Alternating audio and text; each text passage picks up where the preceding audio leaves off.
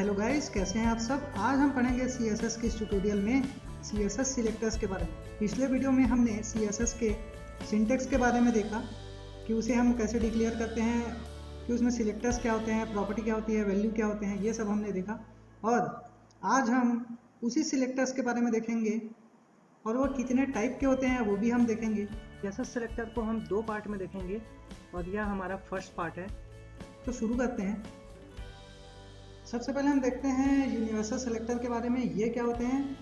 देखिए, HTML document में जितने भी एलिमेंट और टैग होते हैं HTML के, उसमें अगर हमको एक ही टाइप का CSS अप्लाई करना होता है तो हम यूनिवर्सल सेलेक्टर का यूज़ करते हैं और यूनिवर्सल सेलेक्टर को हम एस्टेरिस्क सिंबल से शो करते हैं। जैसे कि एग्जांपल में अगर हम देखेंगे यहाँ पे, तो मैंने पहले से ही H1 H2 और ये P पैराग्राफ ये लिख दिया है। और यहाँ पे देखिए, यूनिवर्सल सेलेक्टर को हम एस्टेरिस्क से रिप्रेजेंट करते हैं। मैं इसे और लिखता हूँ यहाँ पे। ये मैंने एस्टेरिस्क लिखा, ये उसका सिंबल है यूनिवर्सल सेलेक्टर का, और कर्ली ब्रेसेस स्टार्ट किया और इसके अंदर मैंने अपना CSS लिखा। पहले मैंने उसकी प्रॉपर्टी लिखी, कलर, कौन सी प्रॉपर्टी मुझे देनी है, और उसके बाद मैंने यहाँ पे ब्लू कलर चुन लिया। देखिए, एस्टेरिस्क मतलब कि यूनिवर्सल टैग, और जितने भी HTML के टैग होते हैं यहाँ पे, उसमें यूनिवर्सल टैग अप्लाई हो जाता है। जितने भी, मतलब यहाँ पे अगर आप इमेज टैग भी अगर ऐसे लिख देंगे तो इमेज टैग में भी वो अप्लाई हो जाएगा। आप आई टैग लिख दीजिए, आप बहुत सारे टैग, जितने भी टैग आप यहाँ पर आप लिखेंगे उन सब में ये जो है कलर वो अप्लाई हो जाएगा। मतलब कि H1 H2 P, और आगे भी आप जितने भी लिखेंगे H3 H4 जो भी लिखेंगे सब में ये जो है अप्लाई हो जाएगा। इसे अगर हम देखेंगे ब्राउज़र में तो देखिए, कलर जो है वो नीला हो गया, पूरा नीला हो गया। लेकिन एक चीज़ का ख्याल रखेंगे आप, अगर आपने यहाँ पर देखिए ये ID इक्वल टू हेडिंग मैंने दिया हुआ है, ये ID सेलेक्टर होता है ये। लेकिन यूनिवर्सल सेलेक्टर में अगर आपने इस ID हेडिंग के लिए कुछ अलग दे दिया, देखिए जैसे HEADING ये, और इसका कलर अगर मैं दे देता हूँ ब्राउन जैसा कुछ, तो अगर आप वहाँ पर आएंगे तो यूनिवर्सल सेलेक्टर उसमें काम नहीं करेगा। देखिए यहाँ पर इसमें हमने अलग से कुछ कलर दिया, उसमें वो काम नहीं किया, बाकी सब में ये काम किया। आई होप आप समझ गए होंगे। अब देखते हैं टाइप एंड एलिमेंट सेलेक्टर, ये क्या होते हैं। इसे आप टैग सेलेक्टर भी कह सकते हैं, टाइप सेलेक्टर भी कह सकते हैं। इसका यूज़ हम तब करते हैं जब हमको किसी HTML एलिमेंट्स में CSS अप्लाई करना होता है। मतलब कि ये जो देखिए H1 हो गया, H2 हो गया, ये क्या होते हैं? HTML एलिमेंट होते हैं। तो किसी भी HTML टैग में अगर आपको CSS अप्लाई करना है तो आप इसका यूज़ करते हैं। अब एग्जांपल देखते हैं हम। देखिए, अगर मुझे यहाँ पर H2 एलिमेंट में CSS स्टाइल को अप्लाई करना है तो मैं क्या करूँगा, यहाँ पर सिर्फ सिंपली H2 सेलेक्टर लिखूँगा और उसके बाद कर्ली ब्रेसेस स्टार्ट करूँगा और उसके बाद मैं लिखूँगा कलर, और कलर में जैसे कि मैंने ये ग्रीन चुन लिया, और ग्रीन चुनने के बाद देखिए मैंने ये सेकंड वाले में बस अप्लाई किया उसे, सिर्फ सेकंड वाले में। तो आप देखिए ये यहाँ पर ग्रीन कलर हो गया।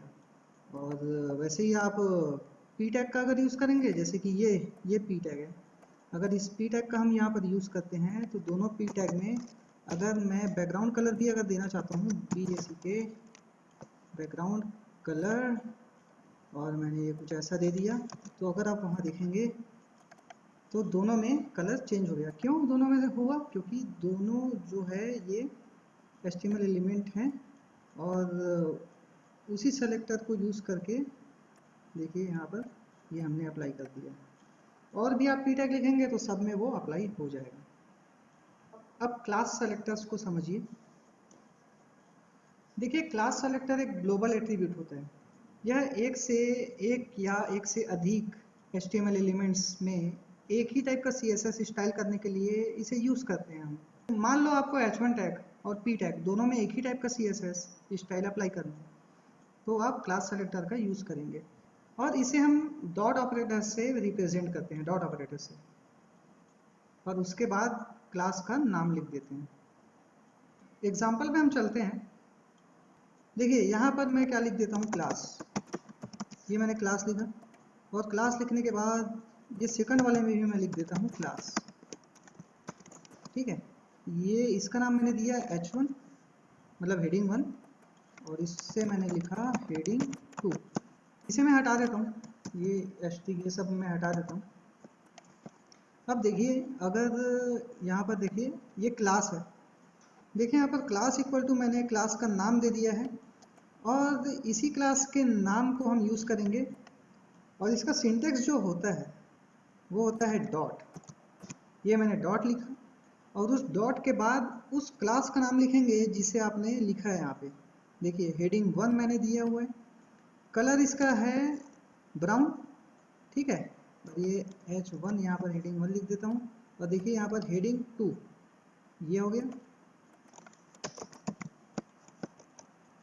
यहाँ पर मैं हेडिंग 2 लिख देता हूँ, और इसका कलर कुछ और रख देता हूँ मैं। नीचे देखते हैं, ये वाला कलर मैं रख लेता हूँ यहाँ पे डॉजर ब्लू करके। और अगर मैं ब्राउज़र में अगर आता हूँ यहाँ पे, तो देखिए ये यहाँ पर वो वाला कलर आ गया, और यहाँ पर CSS के लिए वो तीसरा वाला कलर आ गया। ये h1 वाला क्लास है, हेडिंग 1 वाला क्लास है, और ये हेडिंग 2 वाला क्लास है।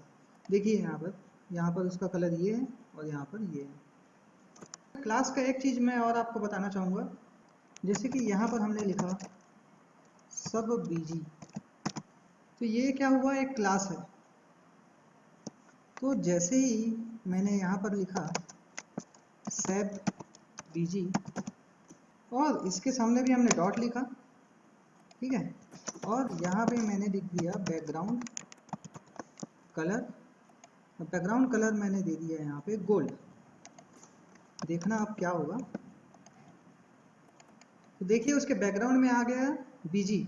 तो आपने देखा यहाँ पे हमने दोनों क्लास को अप्लाई किया, ये और ये, और दोनों यहाँ पर हैं। देखिए इसी वाले टैग में यूज हुए हैं। तो कहने का मतलब ये कि आपको मल्टीपल क्लासेस अगर यूज करने हैं तो ये पहला क्लास हुआ, और स्पेस देके आप सेकंड क्लास को लिखिए, और चाहे तो स्पेस देके आप किसी थर्ड क्लास को भी डिराइव कर सकते हैं। अब देखिए यहाँ पर मैंने हेडिंग 2 क्लास लिखा हुआ था, इसे अगर मैं यहाँ पे यूज करूँगा तो क्या होगा, देखिए ये देखो दोनों में सेम कलर हो गया, सेम कलर। क्लास का मेन काम ही यही है कि डिफरेंट HTML एलिमेंट्स में अगर आपको एक ही टाइप का CSS अप्लाई करना है तो आप क्लास का यूज़ करते हैं। मान लो इसी में कॉपी करके अगर यहाँ पर भी वही कर देता हूँ, यहाँ पर भी वही, ये ऐसा, तो सब में कलर जो है वो ग्रीन हो जाएगा, देखिए सॉरी ब्लू हो जाएगा। देखिए तो क्लास का काम ही यही है। अब हम देखते हैं आईडी सेलेक्टर। आईडी सेलेक्टर भी क्लास सेलेक्टर की तरह ही होते हैं, फर्क सिर्फ इसमें ये है कि हम क्लास सेलेक्टर को बहुत सारे एलिमेंट्स में एक साथ यूज कर सकते थे। आईडी सेलेक्टर को हम किसी भी HTML एलिमेंट्स में एक बार दे सकते हैं, मतलब कि उस HTML एलिमेंट्स के लिए वो आईडी यूनिक होगी। डिफरेंट HTML एलिमेंट्स के लिए डिफरेंट आईडी हमको देनी होती है। इसे हम हैश सिंबल से रिप्रेजेंट करते हैं। एग्जाम्पल पे हम चलते हैं। यहाँ पे मैं इन दोनों को कमेंट कर देता हूँ, ये वाले को। देखिए यहाँ पर हमने क्लास के लिए तो क्लास लिखा था, क्लास एट्रीब्यूट, लेकिन आईडी भी एक ग्लोबल एट्रीब्यूट होता है क्लास की तरह। तो यहाँ पे हमने लिखा आईडी एट्रीब्यूट। देखिए क्लास में हम क्या करते थे, डॉट ऑपरेटर लेते थे, आईडी में हम लेंगे हैश ऑपरेटर। हेडिंग 1 यहाँ पर लिख देता हूँ, और ये हेडिंग 2 हो गया, और ये हो गया हैश, और यहाँ पर भी हमने लिख दिया हैश। इसे मैं हटा देता हूँ। देखिए दोनों के कलर अलग अलग हैं। अगर मैं यहाँ पे ब्राउज़र पे जाता हूँ तो दोनों के कलर देखिए अलग अलग आ गए। अगर यहाँ पर मैं बैकग्राउंड भी दे देता हूँ, बैकग्राउंड कलर कुछ ऐसा कुछ, तो देखिए वहाँ पे यहाँ पर बैकग्राउंड कलर भी आ गया। डिफरेंट एलिमेंट के लिए डिफरेंट एक यूनिक आईडी आपको लेनी पड़ेगी। अब देखते हैं डिसेंडेंट सेलेक्टर, इसे हम सब सेलेक्टर भी कहते हैं। जब किसी एक एलिमेंट के अंदर कोई दूसरा एलिमेंट होता है तब हम इसे अप्लाई करते हैं। एग्जाम्पल पे हम चलते हैं। यहाँ पर मैंने div लिखा